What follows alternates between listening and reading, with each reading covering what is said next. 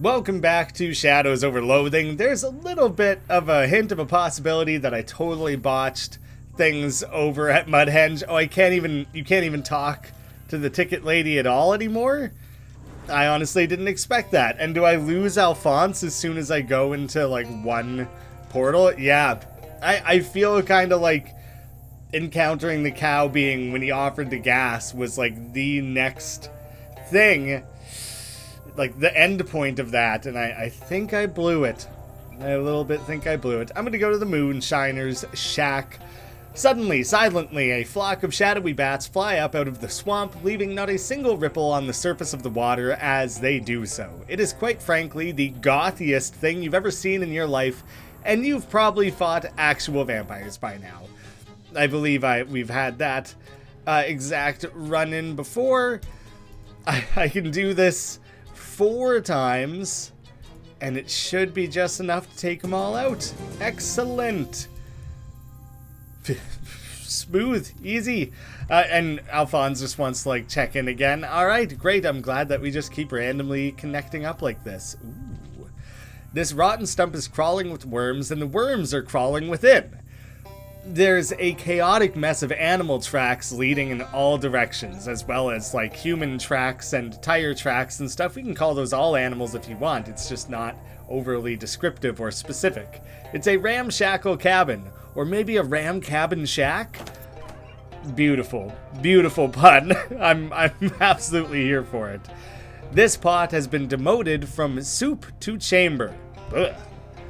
Still not a spittoon, though. Whoever was here last must have left in a hurry. There's still a poker game in progress. I feel like the spittoon gag was maxed out. I like that they had one singular reference.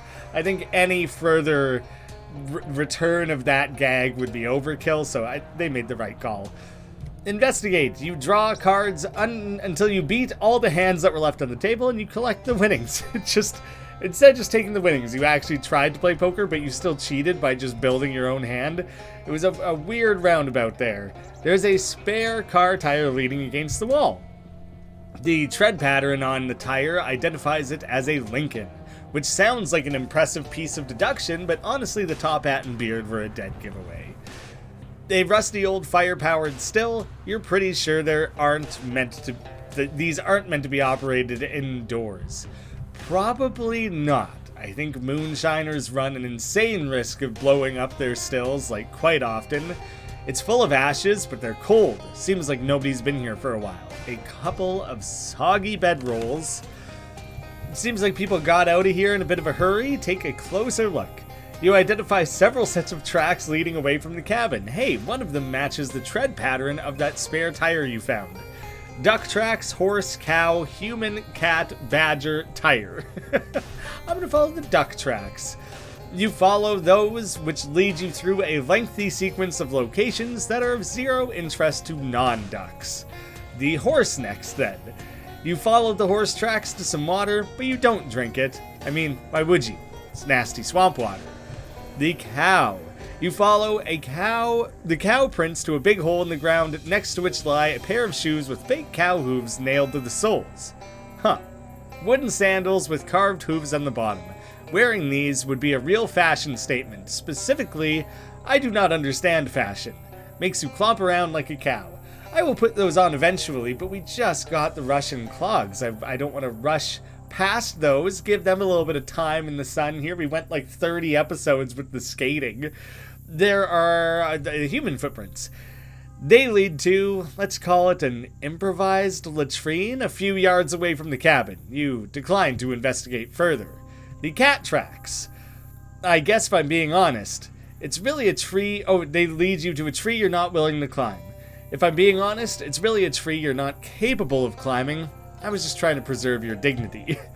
I will follow the badger. After a few minutes, you realize that this course of action might culminate in you encountering an actual badger, so you change your mind. Terrifying animals, just the absolute worst. And the tire tracks, until you lose track of the tracks in the water near a partially submerged cave, the Moonshiner's Cave. Well, I might as well follow up on that one immediately for a change. I wasn't in the middle of anything. This makes me look so tiny, but it's because I'm stomping around in sludgy, mucky, partially submerged water. But for a second I thought there was like a bug and I had become a child. No fishing. This must be referring to the deep water that's way over to the right. Disobey. Hot rod. It can't stop me. I'm a rebel without a cause. Well, I do have a cause. My cause is to fish everywhere I can and gather up glowing ooze. Why not? Green, glowing, green. I've seen it before. Wow, fishing so rarely leads to anything interesting. Are you sure you want to leave? This swamp probably doesn't have anything more interesting to offer than this tree with a big hole in it. Well, I am interested in the tree with the hole, so, you know, I do plan to stick with it. I want to know more about it. What are you guys up to? What kind of trouble are you in? Do you need any help? This Ford truck has been fitted with Lincoln tires. That's a little ominous. Lincoln, Ford, Lincoln. I'm curious if there's some sort of like... Ford didn't like replace Lincoln, did he? I feel like those two presidents are spaced out much wider than that. That would be crazy if that's true. That doesn't make sense in my mind at all. They're like 100 years apart or something, aren't they? I truly don't actually know the timeline there. A couple of shady-looking characters furtively skulking in the cave. Hi. Hi? Hello? Who are you guys? We're the Schlitz Brothers. I'm Clem, and shut up, Clem. You might be a pro-y. Like a prohibitionist. I ain't Clem, and I ain't Jarvis. Relax, guys. I'm not a prohibition agent. I'm just passing through. My name is Graeme. Phew, even with my official prohibition headgear, you guys still you couldn't tell, hey? What a relief. Sure is good to meet you, Grammy. What are you two doing in this weird cave? Got ourselves in a right predicament, is what we done. What happened? The short version, not just what happened. Well, me and Jarvis been brewing up homemade hooch to sell. Been stashing it in the back of this here cave. But we got wind that the prowies was on our trail, so we figured we better cheese it. Pull the old 23 skidoo, you know? Come to find a pack of them meatin' lizard varmints got into the hooch, and they won't give it back. We was thinking we'd just take the loss and blow, but we hit another snag. Well, what kind? We went and locked the keys in the truck. Still don't get why'd you go and do a fool thing like that for. I told ya, it ain't like I went and did it on purpose or nothing. I'll see what I can do. I'll see if I feel like doing anything. I'll see if I feel like it. How vague. Oh, they got all the booze. Do you want to go like hang out with them and just have like a quick snort of the good stuff there, Alphonse? Nah, not feeling it. I will reach inside. Shadow beer. Darker than the darkest stout and more portentous than the portentiest porter. Adds physical armor +7. Yep, locked all right. You could probably jimmy the door open if you had a coat hanger. In fact, I do. You get the car unlocked, but your coat hanger gets ruined. Ah, shucks. You unlocked it for them. I'll be sure to let them know. Clem and Jarvis are looking fretfully at their truck and their hooch. They seem a bit out of their depth. I unlocked your truck for you. Well, dang, that's a load off of my mind. Thanks, pal. I'm driving this time. Yeah, that's fair. Let's just leave you two alone. That was it for that, hey? Simple enough. There's some serious sparkling going on around there, but I can't seem to interact with it. These gator men have gotten into the Schlitz Brothers' stash of hooch. They're popping the bottle caps off with their teeth, guzzling down the contents, and just generally having too much of a good time to take notice of you. They growl at you menacingly, plainly too sozzled to just jump up and attack you. On the other hand, if you get too near their booze, that could change in an instant. I knew a guy whose last name was Sozzle, and when he got drunk, we would say he got sizzled. So Sozzle got sizzled? We could have just said sozzled, apparently. Offer to mix them drinks, Bewitch and Mysticality. I'll mix you guys some drinks, why the hell not? Let's have a good time. Say, are you guys just drinking that stuff straight? Snort, drink booze? So, was he snorting? I don't think he said it. Well, cocktail crafting isn't my specific wheelhouse, but I know a couple of recipes. I could mix you up some drinks that would go down smoother than the pure ethanol you're drinking now. Tastes good. Yes. Mixed drinks. Great. I think I have the ingredients here for one I call a Mickey Finn. That I'm sure you'll enjoy. A dash of bitters, a splash of orange juice, and a light dusting of soporific toadstool spores later. The gatormen are snoring loudly on the floor. Nice.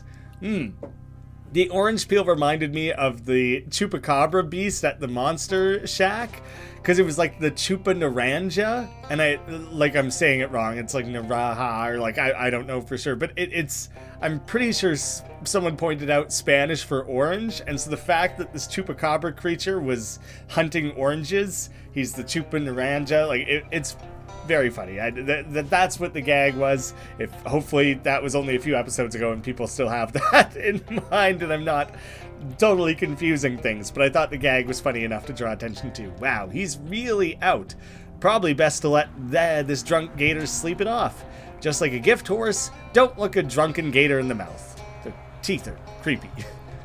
Probably best to let this drunk gator sleep it off. I did want to like go in here and grab. There we go. There was a prompt. It's Jarvis and Clem's hooch. Well, what's left of it. You grab a case since you're heading back anyway. Jarvis and Clem can haul at the rest themselves. Haul the rest. This here hooch ain't nothing to shake a stick at. That's for damn sure. Do I take that to the bar, the speakeasy? Just let them know about it. I dealt with the gators. You can get your hooch. At least what's left with it. I took my share. You hand over the case you picked up. Oh, I thought I was going to keep that. And they would go get what's left. Whatever, good enough, I guess. Well, heck, that's great news. Thanks, fella. We'll get to loading the truck in a jiffy. Looks like you guys are good to go. Sure does. Thanks a million, fella. You saved our bacon. And how? We ain't got much to offer you by way of rewards, but feel free to grab a crate of hooch as a thank you. Oh, so I still did get some. If you got a bad case of sobriety, the only cure is a good case of whiskey. Fairly worth it for that pun. I enjoyed that. They quickly load the rest of the hooch into the back of the truck and drive away. Unfortunately, you forgot to pay attention to how they get the truck through the weird tree hole. Oh well, maybe next time. Maybe next time that insanely precise interaction takes place, I will pay attention to it. It's so highly specific. The mob submarine, I could maybe go back to that. I think instead I'm just gonna skip right ahead to the speakeasy. No messages. Whoa, things are getting raucous up in here. Look at that party. Professor Adams pouring a cocktail. I'll leave him to it. He's having a good time. I found a case of whiskey. Great deal. I'll add it to the menu. The whiskey adds muscle and moxie. I'm just going to leave that alone. I should check. How many of these things do I currently have applied? Like, you know, where from the booze or the warm hands. Okay, good. I have a fair amount of these things like equipped and ready to go. I fear that I have lost track of where most of these come from. I honestly don't know how many of them are permanent or not anymore. We'll worry about that if it ever comes back up again. Well, if there was no message for me or anything, then I guess I'm just heading straight back to the Big Moist. I'm directly next to the Delphine house, so I might as well just head to there. Big shiny treasure chest on that tussock over there. What is a tussock? It's like a big clump of grass or a small hill. That's really not the important part here, though. What about the treasure chest? Are you sure that's what a tussock is? I thought that was a cassock. What? No, that's a thing priests wear, like a close-fitting robe. No, you're thinking of a Cossack. This is a cassock. It's not a Cossack. That's a 17th century Eastern European cavalry soldier. I'm pretty sure you mean cavalry. Alright, that's it. I'm done. Forget the chest. There's no chest anymore. Just get on to the next thing. Sheesh, touchy. I'm not the one who doesn't know what the word means. I actually don't have a clue. A fence. One of the picket fences that's given Will Hunter such trouble. You know what? Maybe I have come across them and they've been tucked away somewhere where I've been like missing them. That would be unfortunate. Probably the case. Looks like this car was left to rot. Unfortunately, it hasn't yet rotted enough for you to get past the locked door. I will jimmy again. You unlock the car, destroying the hangar. You search the car. It's empty except for the glove box, which turns out to actually be a key box. The key inside is not the key to this car. And if you have a sense of humor like mine, you would agree that this is a real shame. That's a weird thing to have played out so specifically, precisely after helping someone get their key that was locked in their car. The padlock key tarnished.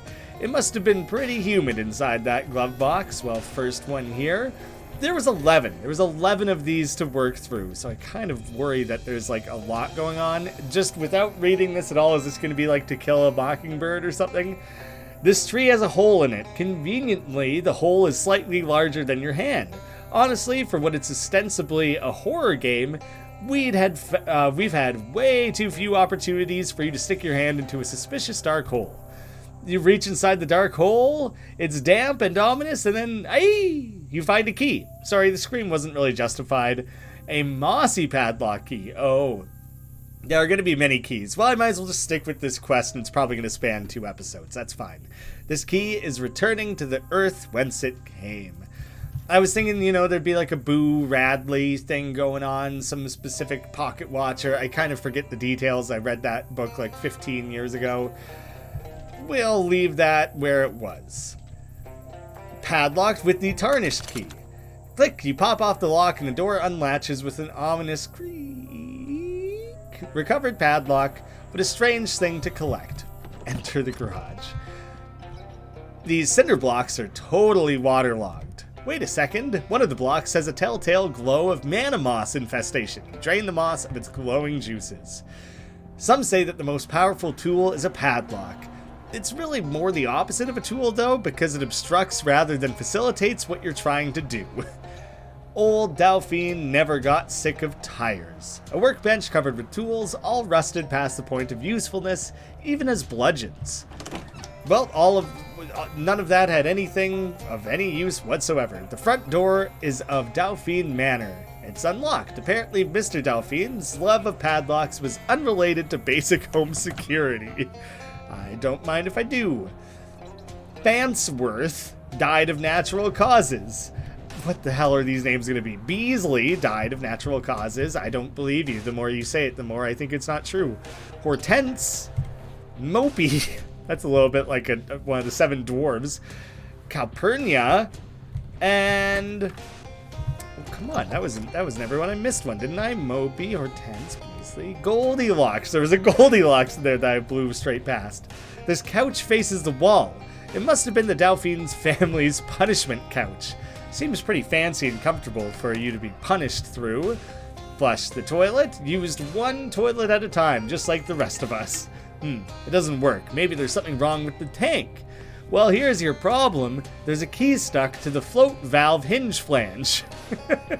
Are you just making fun of the fact that, like, those are all things that you would or could find in a toilet, but probably not all together, and you just slop them all together like that? This medicine cabinet is securely locked. Maybe it's full of deadly poisons. This bathtub is full of steaming blood. Oh, no wait, the red is just light coming through a stained glass rose hanging in the bathroom window. That doesn't really explain why the water is still hot, though. And I don't see no rose anywhere. Lies. After a brief struggle, you reel in a soggy used bandage. You hope, probably in vain, that the water's washed off some of the previous owner's fluids. And the cigarette, we've seen both of those before, probably coming out of weird piles, heaps, vessels of water that we've gone fishing in before. Goo and meat. It's real steamy. Handful of dirty water. No keys. No keys hidden in there. Even if I check it again? No, not full of keys. There's a padlock right here. A wet key will do the job. I think the padlocks are all going to be the same. They're not going to have any unique dialogue to investigate. I'll finish up down here. Use the gadget. We're now up to 5. A fancy serving cart. It's one of those serving carts they use in posh hotels and in posh manor houses, apparently, with a big silver platter covered with a dome-shaped lid. A cloche. Just the right size to hide a severed head or a roast of some kind. Look under the dome. You cautiously reach out and grip the handle, then take a deep breath. Slowly you lift the lid, tilting your head to peek underneath. Oh, it's empty. Oh well. If I investigate again, it's nothing. Enough fine china to feed an army. If only you could get past the padlock, and if only you could eat the china itself. You kind of still need some sort of meal to go inside of those. And if you were in command of the world's hoitiest military, their joke was better than mine. A clean and well-lighted corner. The kitchen. In Pepperidge Father's house, there are many drawers. Is that like Pepperidge Farms? The Pepperidge Farms remembers? Rifle through them. You got a dire corn holder. Is that a weapon? A regular corn holder is a tiny vampire that drinks corn cob juice instead of blood. A dire one also drinks blood. Deals muscle +6 and heals for 3. That's very funny to make a two-pronged thing into like a weird vampire gag. Junk mail fuse. Oh, and one of the padlocks. We didn't even actually have to unlock that one. Very easy. And a sink that we can fish in, because why not? Any pile of water, I'm going to go ahead and stick my rod in it without a second thought. Easy decision, if you ask me. No one's going to stop me. All right. How many fish do I have in a sack? 77 meat worth. It's not a lot compared to our stash here. The oven is full of gross, steamy swamp worms. What a weird thing to put in your oven. One of those old fridges that people sometimes got locked into accidentally and is asphyxiated. Was that common? Did that happen a lot? Why are people climbing into their fridges all the time? Oh wait, that's still all fridges these days. Maybe that's why it's padlocked. You don't want to padlock someone into the fridge. We recovered the padlock. The fridge is empty of both expired food and expired hide-and-seekers. You do find a key inexplicably frozen into a block of ice, though. Was that a common thing or a part of a specific story or something that someone locked themselves inside of a freezer? That's horrid. I need to check my own notes. Your personal notes, review your notes. Fridge factory, giant block of ice. Did I need a block of ice? Or I think there is a block of ice there. What else do we have? The rocks, I don't think I can do anything with that. And I've marked a few perks. Nothing to really deal with. I thought the oven would be where I melt the ice. The humidity has turned most of these dry goods into stale goods. See if there's anything good left. Almost nothing has escaped the moisture. Almost. Is that aliens? Is that what that reference is? Or like, oh my god, my buddy Nathan used to quote it all the time, and I don't remember precisely what it's actually from. Can of fruit cocktail, a variety of chopped fruit floating in syrup. If modern technology has produced anything better than this, I don't want to hear about it. I probably won't, because hearing aids haven't been invented yet, as far as I know. Well, there was the big ear horn. No, that was a smell horn. We were using a sniff trumpet. Increases muscle by 1, mysticality and moxie, everything by 1. Unfortunately, breakfast has not been served. What about the ice I have? Not something I can immediately do anything with. You can't tell if this was done as a prank or by somebody trying to break the habit of fidgeting with their keys. I think that was people like lock their cigarettes, or freeze their cigarettes to stop them from using them too often, reaching for them too often. I think that's what that's vaguely, generally referencing. I head up to the second floor. I have nothing with the plant. A toy box. Ooh, this just makes me think of West of Loathing, that weird creepy doll that like was haunted and spanned basically the whole game, that storyline. This toy box is disappointingly empty. Not even a BB gun or a creepy doll. Maybe the doll's hiding elsewhere. Ooh, is that continuing forward? That would be amazing.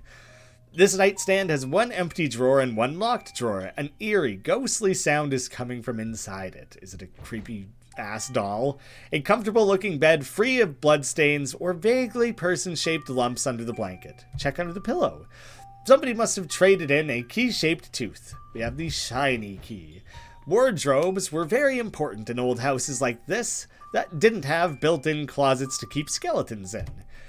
You relieve the furniture of its contents, none of which are skeletal, unless you count the coat hanger. So you would get a coat hanger from exploring the house to go use on the car outside. It made sure that's available to you. Work pants, a durable and thick pair of pants for honest and thick work. Thick. Shelf full of books about sports. The titles are all too boring for me to even tell you what they are. It was a pretty common thing in West of Loathing to investigate things that had infinitely generated goofy titles and such from combining random adjectives and descriptions and such. That has not come up very much in this game. Nothing's hiding underneath the bed except dust. That's not a very good hiding spot. It's the first place I would look. Some dirt in a planter where presumably a plant in a planter once stood. Presumably. But you know what they say about presuming. Do you? Do you know what they say? This door is padlocked with the shiny key.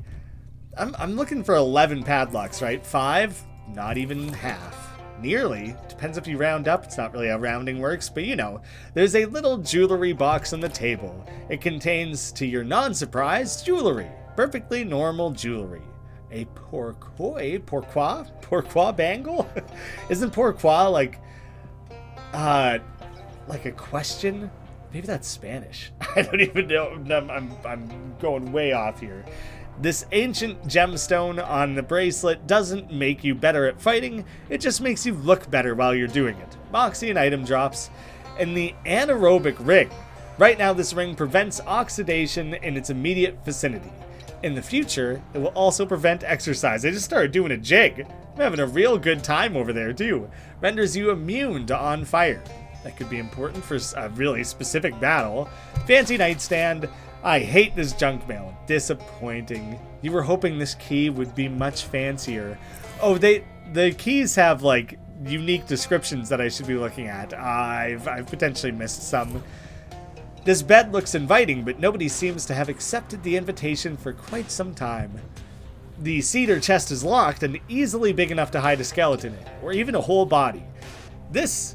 Oh, creepy, reaching into the hole in the tree. Oh, there's going to be something under the cloche. Oh, there's something in the bed. Skeletons left and right. And then there's just nothing. The game advertises itself as a horror, and like it hints at that here and there. And I understand it's primarily a comedy.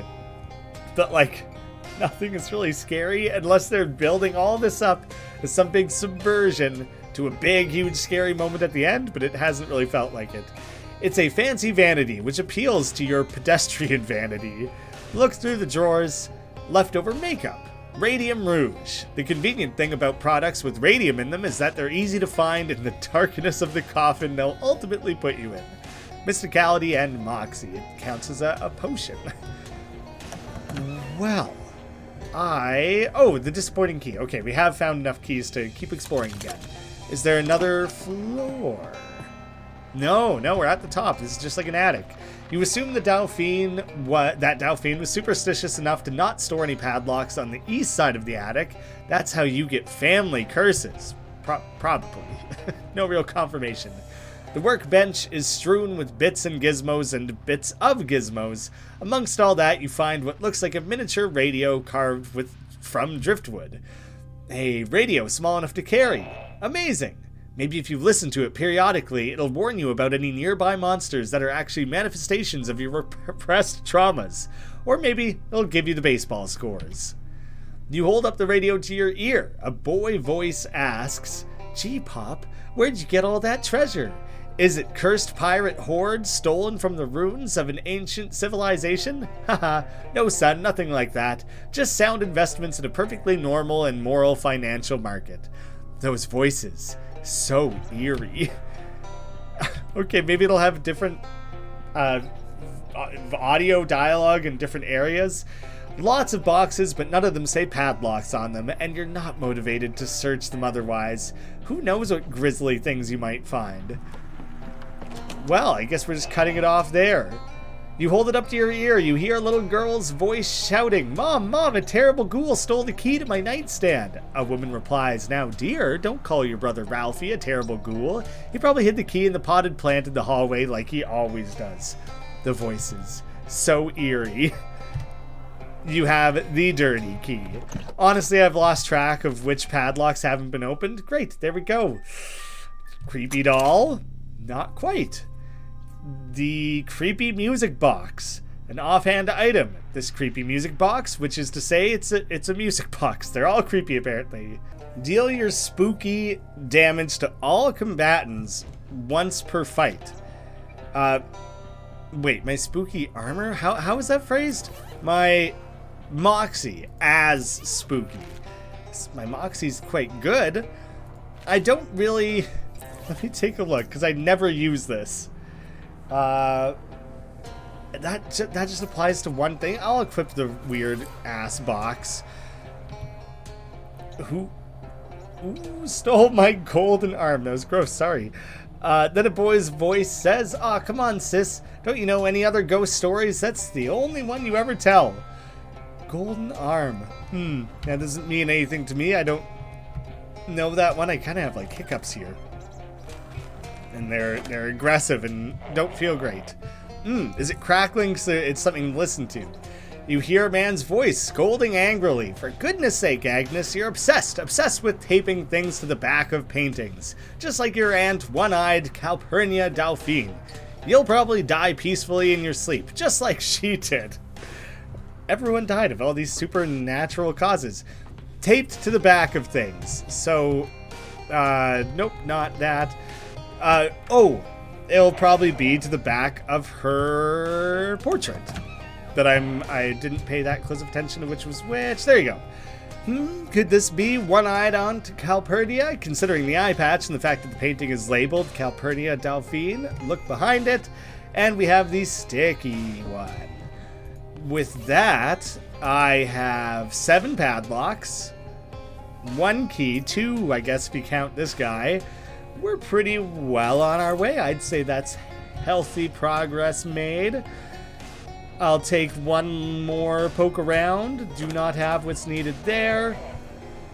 There we go. Please be careful around the kitchen knives, Rebecca. They're very sharp. I keep them that way because, counterintuitive though it may be, dull knives actually cause more accidents. Yes, Mother, I understand. My mom has a long history of cutting herself with knives. Just my entire life. She's so bad about it. And I've learned this in the years since, that dull knives are more dangerous, and she has the shittiest knives I've ever used. I can't stand them. So for Christmas, I got her a nicer knife. You know, just one, something that has a nice grip on it that she can use, hopefully safely. Gave her a little bit of a lesson on how to like hold a knife to hopefully not damage herself, cut herself.